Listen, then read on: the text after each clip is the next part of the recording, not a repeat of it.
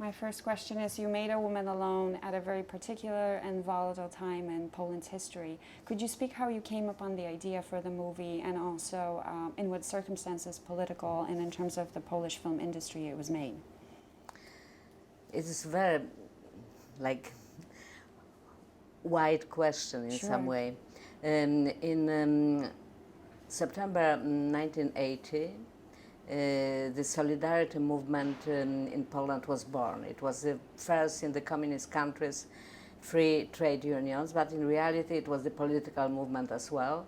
The first month after that, the excitement among the society and the intellectuals and filmmakers was enormous, and everybody believed that it's the beginning of the end, which it was, but it took some time. In the same time, you know, the economical life and in Poland declined, and the life of the people became extremely difficult. It was before as well, but in this moment it was even more so. My friend and mentor Andrzej Wajda shot The Man of Iron, which was in some way the, you know, presentation of the workers' victory, and I felt that in some way it shows only the part of the truth, and that the people who've been the poorest and, you know, and the outcasts of the society was forgotten by everybody. Mm-hmm. And that it was the inspiration that I started to think about the character like Woman Alone, the lonely woman, the mother on her own, and without any kind of the support, very hardworking, and, you know, and humiliated by the society, also by this kind of the movement which normally was created to help the people like that. So I just thought that I would like to put the spotlight on this kind of the people. Mm-hmm. And we've been inspired by two memoirs. One it was of the post office woman, and another was of the hairdresser woman, both in the similar situation, and we wrote together with Maciej Karpiński the script. And after I casted it, and we've been shooting in the middle of Solidarity in the summer or the late spring of '81. And in some way we've been using a bit this as a background. For example, in the movie you see the demonstration for freeing the political prisoners, which is going on the streets, and my character is just sneaking through, and she doesn't know what these people want, and she even doesn't notice that, you know, the reason why they are here, and they don't care about her. So in some way it was political, but not in the usual militant way. It was more, you know, to find the point of view of the people who are forgotten by all kind of this movement of the movements like that. And it had also some kind of the existential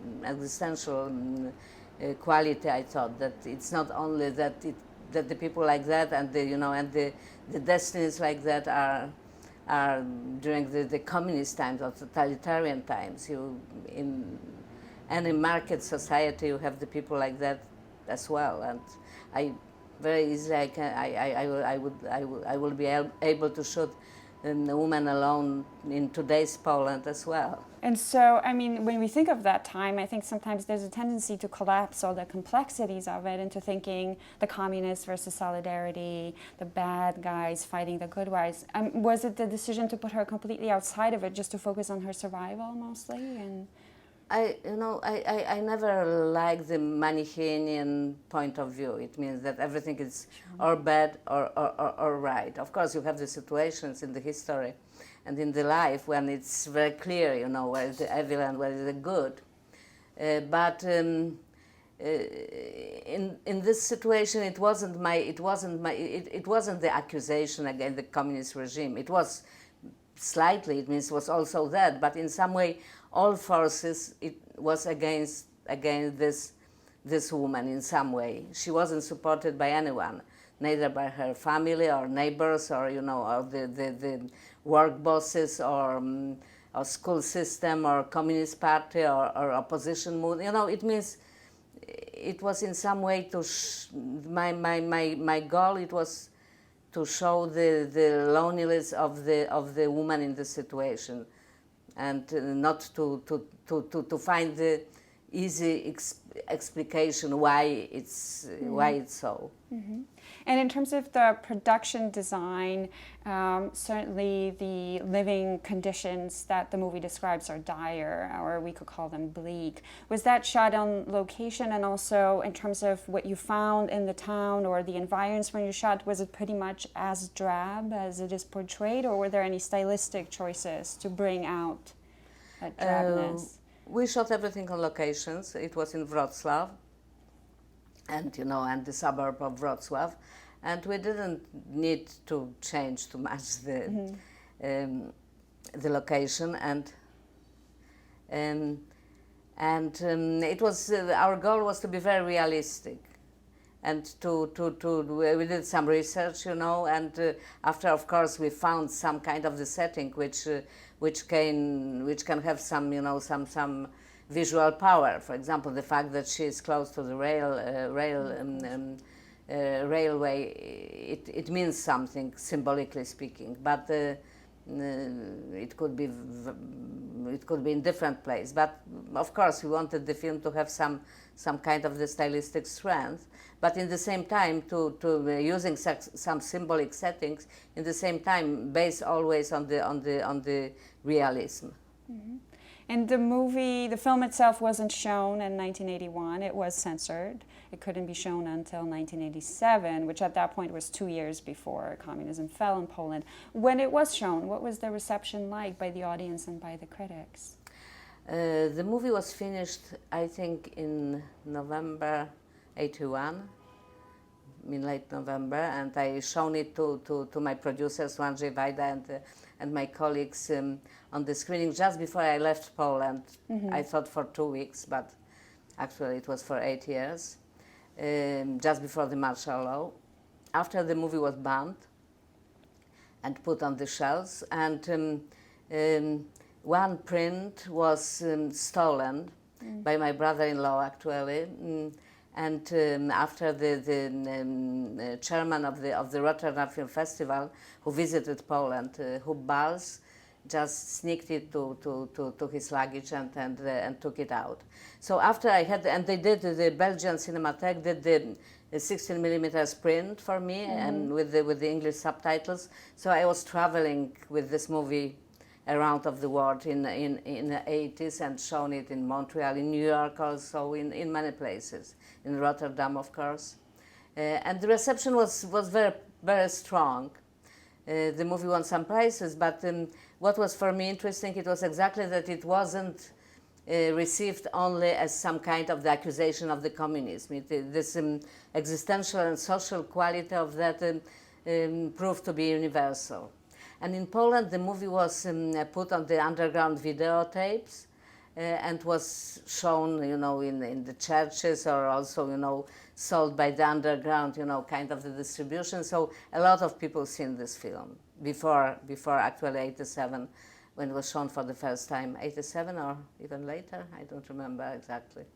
And after in Poland, it was shown at the Gdynia Film Festival. It had some prizes, and it was later on it was shown on the television.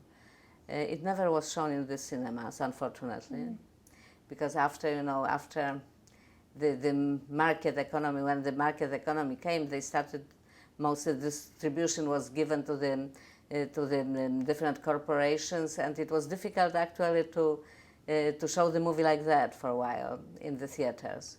But I think that the film stayed in the mind and memory of the people until now. A lot of people quote this film as a film which was extremely important for them in those times, and for the young, especially women directors, is some kind of the model of the film about the woman conditions. Mm-hmm.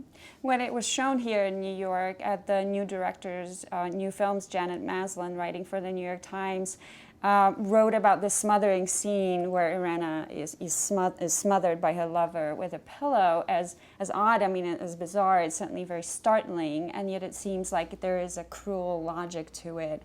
And it's the moment, the most heartbreaking part of criticism of what was happening in Poland. Why did you know from the start that you would have that scene? Was that scene in the script from the start? And why was it important for you that this doomed romance end in that way? Frankly, I don't remember exactly, how all the process of the script writing.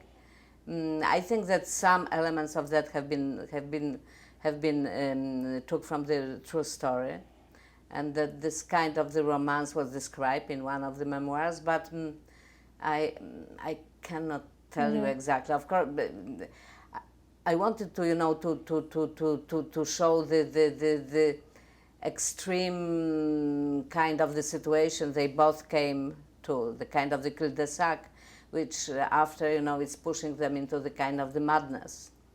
But I didn't want it to be melodramatic neither. So so it's pretty matter in fact in some way, and this kind of the coldness, I think it's more heartbreaking in some way that if it was really romantic kind of the relationship. They are both very lonely people who cling to each other because they cannot find anything for them in the world, not because they really love each other.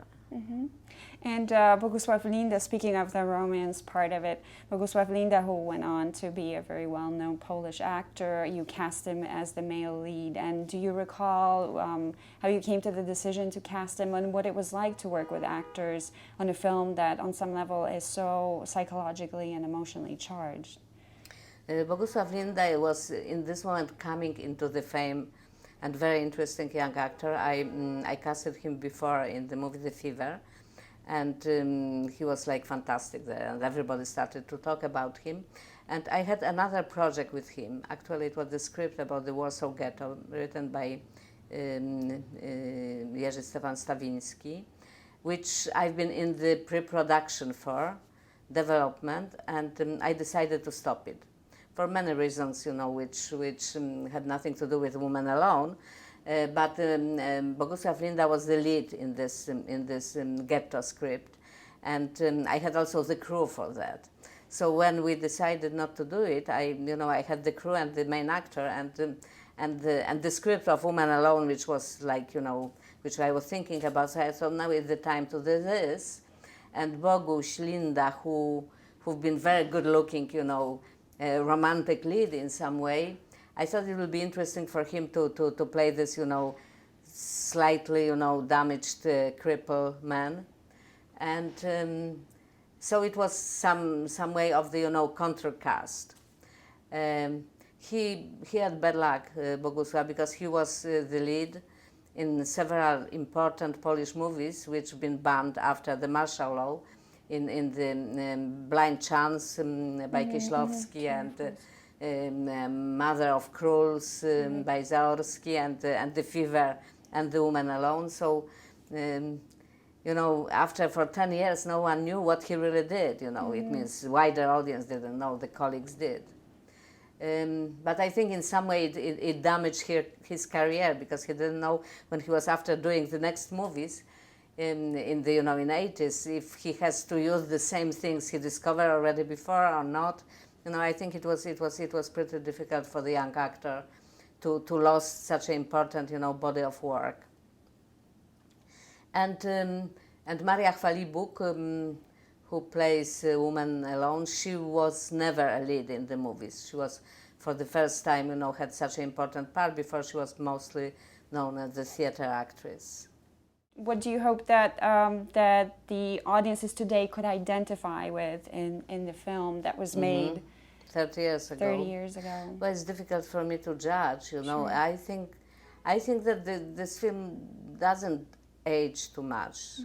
As I said before, the similar situation, you can imagine the similar kind of the situation and similar story which is set in the contemporary times in post-communist Poland, but also, in the United States or any place. I was showing the film 2 years ago, 3 years ago at Göteborg Film Festival, because they've been doing the anniversary of the festival and picked some movies which was important during this period. Actually, the Swedish audience reacted to that like to the contemporary film in some way. And I don't think that like storytelling and filmmaking feels dated. So yeah, I think that this movie it is still relevant to for the contemporary audience. If I would do it in the same way today, I cannot tell you. You know, certainly my handwriting changed a bit, but I'm always, you know, trying to find the language for the story, which is very, you know, simple language, and at the same time pushes the story toward the audience, create like the emotional channels of the communication. The exposure of women filmmakers in the industry continues to be low, and every once in a while it catches the media attention. I think here it was last year in Cannes when there was a lot of talk how few women filmmakers were in the competition.